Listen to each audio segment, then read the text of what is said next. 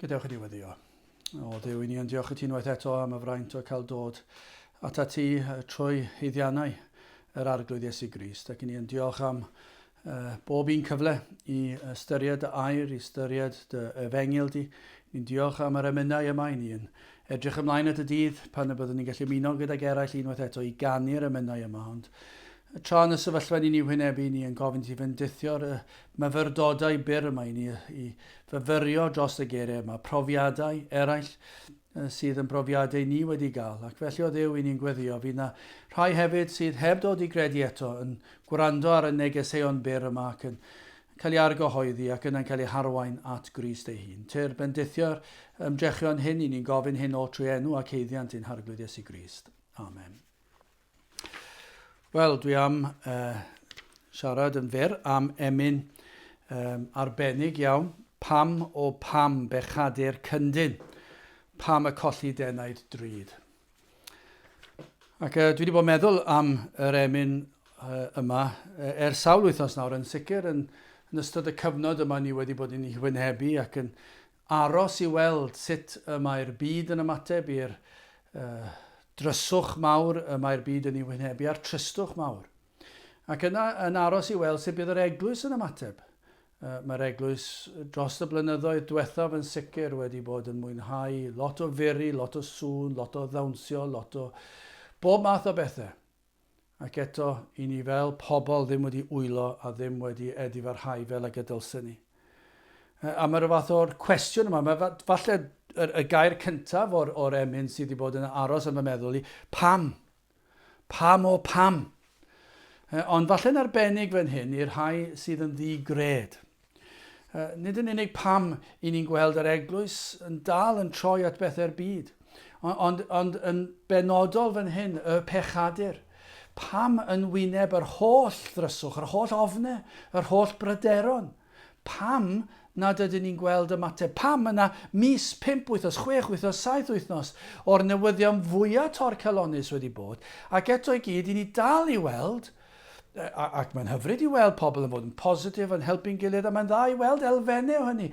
Ond eto i gyd, ni dal ddim yn gweld eneidiau yn troi at Grist ac yn edifarhau am ei pechod. Ond nid dyna beth, i ni'n agosau, mae'r emyn yma ni ddisgrifio fe. Grandewch ar hwn, efallai bod yna rhywun sydd wedi dod yn agos mewn bywyd yn y gorffennol ac wedi dod yn agos at gamu o fyd amser i dragwyddoldeb, ond ddim wedi credu ac wedi troi cefn ar Dduw.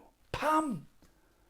Pam o pam bechadur cyndyn? Dyna chi air i chi'n gyndyn i ddod at Grist. Chi'n stwbwrn. Pam o pam bechadur cyndyn? Pam y colli denaid drud? Mae'r enaid yn ddrud. Mae'r enaid yn dragwyddol. Does dim marw ar yr enaid. Y cwestiwn yw, ble fydd yr enaid yn treulio tragwyddoldeb? Fydd e ddim yn marw, fydd e byth yn dod i ben. Felly beth bynnag fydd y tynged yr enaid, fydd yn dynged am dragwyddoldeb. Ac felly mae'r enaid yn ddrud. Mae'n werthfawr.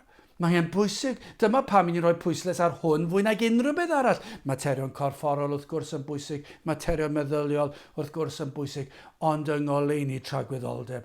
Materion yr enaid. Mae'r enaid mor ddrud.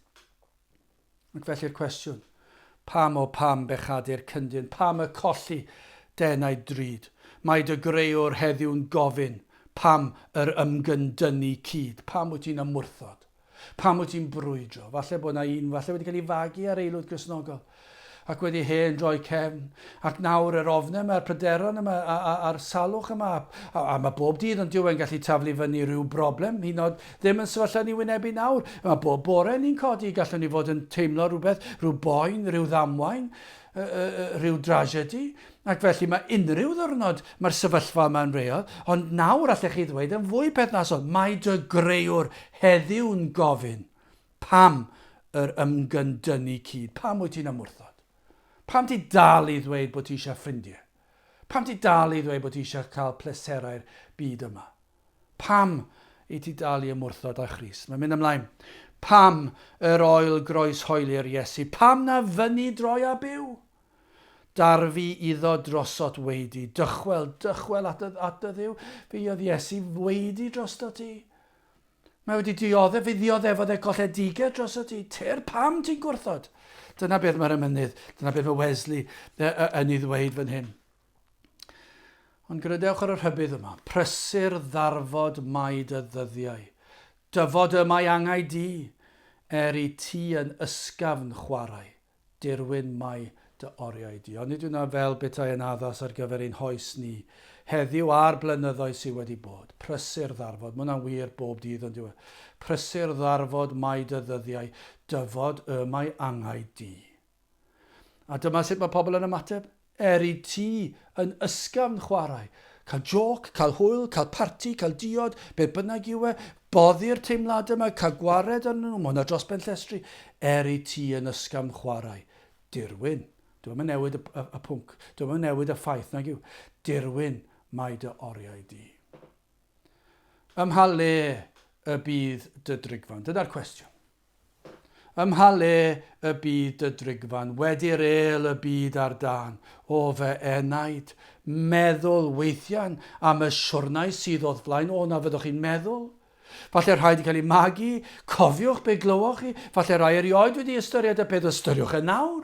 Os mae dyma tro cyntaf chi glywed unrhyw beth Gristnogol, ystyriwch, ai dyma fe, ai'r bedd a dyna fe, neu a oes na dragwyddoldeb. Mae'r enaid yn gweiddi allan i chi, dwi ddim yn mynd i farw. Dyna pam chi byth yn teimlo fel bod chi'n heneiddio. Pam? Dyw'r enaid ddim yn heneiddio. Mae'n dragwyddol. Ac felly, o na fyddwch chi'n meddwl weithiau am y siwrnau sydd oedd flaen. Mae'r emynydd yn gorffen. A dyma chi ffordd i orffen. Cyn, a dyma rybydd, cyn i Dduw dy roi i fyny. Cyn i'd orwedd yn y bedd. Cyn i angau dy ddychrynu. Myn adnabod Duw a'i hedd. O na fyddwch chi'n ymdrechu i'w geisio fe. O na fyddwch chi'n ymdrechu i adnabod Iesu Grist. I adnabod Duw trwy Grist.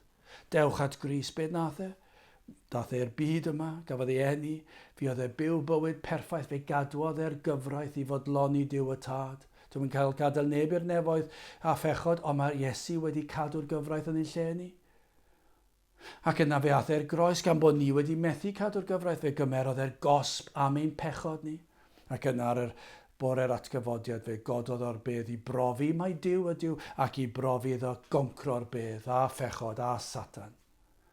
Fe nath Iesu Grist y cyfan. Myn adnabod Duw trwy Grist.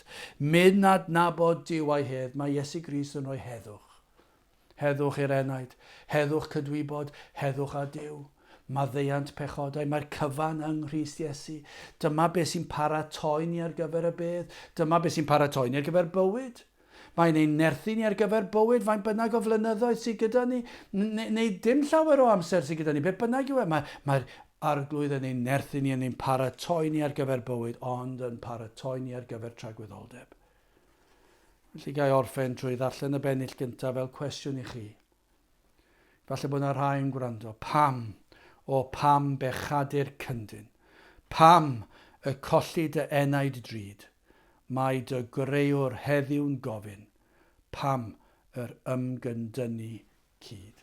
Gadewch i ni weddio. O Dduw, i ni yn diolch am yr hybyddion. Ac yn gofyn o Dduw y bydd na un yn gwrando ar y cwestiwn, ar yr her. Ac o Dduw, na fydd yn gwrthod, yn ymwrthod, yn brwydro mwyach, ond y bydd yn ildio i waith yr arglwydd yn ei enaid ac yn dod at droed y groes ac yn derbyn yr golchiad a'r maddeuant sydd i'w gael yn yr arglwydd Iesu Grist. Tyrd bendithiau'n gwlad yn y dyddiau yma. Ni'n gofyn hyn o trwy enw ac heiddiant ein harglwydd Iesu Grist. Amen.